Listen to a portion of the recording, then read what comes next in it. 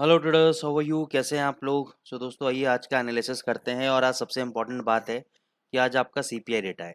CPI data आपका inflation का data होता है। और लास्ट वीक भी हमने आप लोगों से बोला था कि देखो, जब जब आपका non farm payroll data positive आता है, जब जब आपका non farm payroll data positive आता है, तब तब आपका सीपीआई डेटा भी पॉजिटिव आता है। ऐसा हिस्टोरिकली देखा गया है।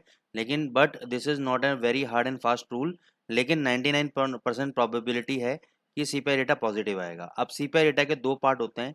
एक होता है आपका हेडलाइन सीपीआई डेटा और एक होता है आपका कोर सीपीआई डेटा। जो कोर सीपीआई डेटा है, ये क्रूड ऑयल का जो भी इम्पैक्ट हुआ है पिछले महीने, तेजी अगर खेला है या मंदी खेला है, तो ये कोर सीपीआई डेटा आपका क्रूड ऑयल के प्राइजेस का इम्पैक्ट काउंट नहीं करता। लेकिन जो अपना हेडलाइन सीपीआई डेटा है, ये आपके क्रूड ऑयल के प्राइजेस अगर बढ़ा है तो इसका इम्पैक्ट सीपीआई डेटा पे देखने को मिलेगा। और अगर घटा है तो इसका भी इम्पैक्ट सीपीआई डेटा पे देखने को मिलेगा। तो आप क्रूड ऑयल का चार्ट खोल के देखिएगा और समझिएगा कि पिछले महीने क्या रहा क्रूड ऑयल, तो उसका इम्पैक्ट आपको उसके अंदर देखने को मिलेगा। तो एज पर दी ऑब्जर्वेशन अगर मैं बात करूं, सीपीआई डेटा पॉजिटिव होकर आना चाहिए। और ये डॉलर के लिए नेगेटिव होना चाहिए, यूरो के लिए, जीबीपी के लिए पॉजिटिव होना चाहिए। यूरो हमारे लेवल पे नहीं आया, बाइंग ट्रेड एग्जीक्यूट नहीं हुआ, लेकिन हो सकता है आज एग्जीक्यूट हो जाए। आज का लेवल मैं बता देता हूँ, क्योंकि सीपीआई डेटा है, शाम को मूवमेंट देखने को मिलेगी। तो अगर ये आपका 800 से और 816 के आसपास, 800 से 816 के आसपास अगर कोई डिप मारता है, तो आपको बाय ट्रेड एग्जीक्यूट कर लेना है।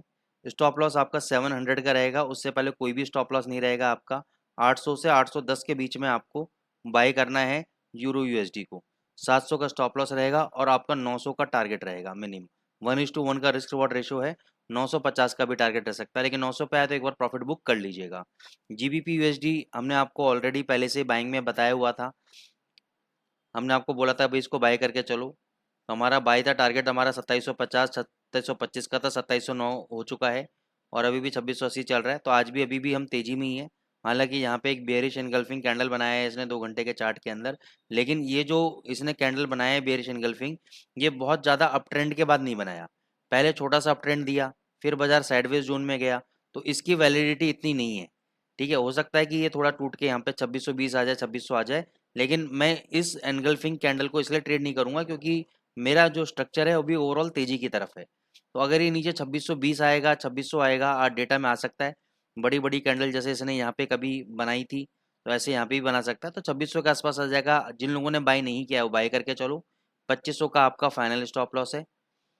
और ऊपर 2750, 2725, 2800 तक के आपके टारगेट्स है, तो उसके अकॉर्डिंगली आप ट्रेड कर सकते हो। जीबीपी जेपीवाई में भी कुछ भी नहीं, इसमें भी देखो बेयरिश एनगल्फिंग कैंडल बना है। तो इसमें भी अभी हम कोई सजेशन नहीं दे रहे हैं। एयूडी यूएसडी अभी आपका तेज है। एयूडी यूएसडी में थोड़े से लेवल आज हम देखेंगे। अगर ये आपका, अच्छा स्ट्रक्चर थोड़ा सा मेरे को तेजी नज़र आ रहा है इसका, तो इसको भी अगर डिप पे आया तो दोस्तों बाई करो। ये भी मेरे को तेज नज़र आ रहा है यहाँ पे। अगर नीचे ये 6590 के आसपास मिलता है या 6570 के आसपास मिलता है, इसको बाई करके चलो। मैं इसका रेंज बता देता हूँ। अगर मिलता है तो करना, नहीं तो मत करना। 6570 से लेकर 80 के आसपास आपको इस रेंज में मिलता है तो बाई करना। ठीक है, ये आपका स्टॉप लॉस होगा 0.6550। इसके नीचे अगर 1 घंटे का कैंडल आपका क्लोज हो गया तो एग्जिट, नहीं तो ये ऊपर वापस अच्छा खासा भगेगा, 6700 तक ये जा सकता है। ठीक है, यूएसडी कैड आपका, इसका भी बैंक ऑफ कनाडा की आज मॉनेटरी पॉलिसी है। देखते हैं आज है या शायद कल है, मेरे को थोड़ा सा कन्फ्यूज़न है। हाँ, आज ही है बैंक ऑफ कनाडा की मॉनेटरी पॉलिसी, शाम को 7:15 बजे।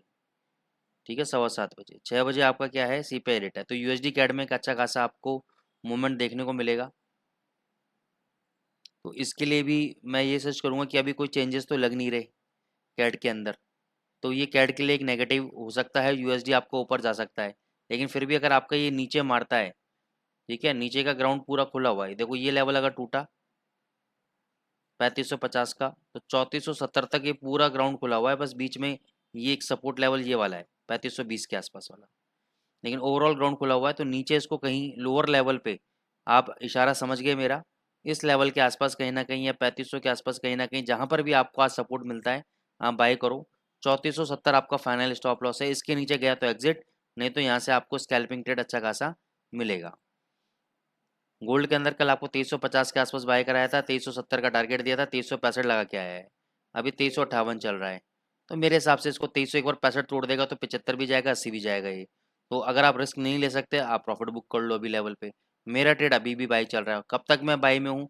जब तक ये 2300 के नीचे क्लोजिंग नहीं देगा तब तक मैं बाई में हूँ। इसके नीचे क्लोजिंग दे दिया तो भी मैं बाई में हूँ, क्योंकि मेरे को लॉन्ग टर्म अभी लग रहा है 2450 या 2425 तक इसको एक बार जाना चाहिए। ठीक है ना, लेकिन फिर भी मैं प्रॉफिट्स को बुक ऑन करता रहूँगा। ठीक है, तो इसका मैं 2300 के आसपास देखूंगा। 2300 के आसपास अगर इसने क्लोजिंग दिया नीचे तो इस पोजीशन को मैं हैज करूंगा, काटूंगा नहीं। ठीक है ना, इस पोजीशन को मैं हैज करूंगा, काटूंगा नहीं। लेकिन ये मैं अभी बात बोल रहा हूँ, हो सकता है 2 घंटे बाद मैं अपनी पोजीशन को काट लूँ। अगर मेरे को कॉन्फिडेंस लेवल आ गया कि नहीं अभी नहीं भगने वाला है, ये नीचे आने वाला है, तो हो सकता है या तो मैं शॉर्ट कर दूं या काट लूँ। आप लेवल को देख लो बस, लेवल ये है 2365 तोड़ते ही 2375 जाएगा, 2350 का सपोर्ट है, 2350 तोड़ते ही 2330 2320 तक आ सकता है, कोई बड़ी बात नहीं है। लेकिन फिलहाल मेरे को ये तेजी नजर आ रही है इसके अंदर। दूसरा, आज आप 2390 के आसपास इसको सेल कर सकते हैं।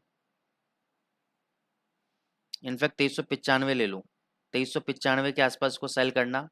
स्टॉप लॉस ले लो 2410 का, और यहाँ से 10-15 पॉइंट नीचे मिलते हैं तो प्रॉफिट्स को बुक करके आप बाहर आ जाना। सीपीआई डेटा पे आपको ये मिल जाएगा, 2395 आना चाहिए, वहाँ पे शॉर्ट पोजीशन बना के रखना, 2410 का एसएल रखना, और 10-15 पॉइंट अपने कंफर्ट जोन के हिसाब से टारगेट्स को बुक करना। सर मैं आपका ईटीएच यूएसडीटी ले लेता हूँ, बैलेंस वाला ले लेते हैं, एक ही बात है। 2 घंटे के चार्ट में तो काफ़ी साइडवेज पैटर्न में चल रहा है। यहाँ से इसने एक वी शेप रिवर्सल रैली दी है, उसके बाद एक अच्छे खासे लंबे साइडवेज जोन के अंदर है। सर मैं ये रिकमेंड करूँगा कि ऐसा पैटर्न मैंने बहुत बार देखा है, और ऐसा पैटर्न जब भी बनता है तो एक अच्छी खासी तेजी मैंने देखी है। तो जब तक आपका ये वाला लो नहीं टूटता, 3000 3100 का जो भी लेवल है 3100 का, ये ऊपर ये वाले लेवल तोड़ के और 4000 तक ये जा सकता है। कहाँ तक? 4000 तक। अब 4000 तक मतलब क्या है, ये पोजिशनल ट्रेड दिया है मैंने, इंट्राडे ट्रेड नहीं दिया है आपको। इंट्राडे ट्रेड अगर आपको इसमें चाहिए तो इसको आप, अगर आज ये आपको 3300 के आसपास मिल जाता है तो यहाँ पे बाई करो, 3100 का अपना एसएल रखो, टारगेट अपने ऊपर तक के रखो, आपको अच्छा खासा प्रॉफिट देकर जाएगा। नहीं तो आप अभी भी बाई कर सकते हो, फिर 3300 पे बाई कर सकते हो, फिर 3200 पे बाई कर सकते हो, एवरेज बेस भी आप काम कर सकते हो। मेरे को ओवरऑल इसमें तेजी नज़र आ रही है। तो आई होप गाइज आपको एनालिसिस समझ में आई होगी, पसंद आई होगी। तो लाइक जरूर करा करें आप दोस्तों, इससे हमारा मोटिवेशन इंक्रीज होता है। कमेंट जरूर डालें। Thank you so much.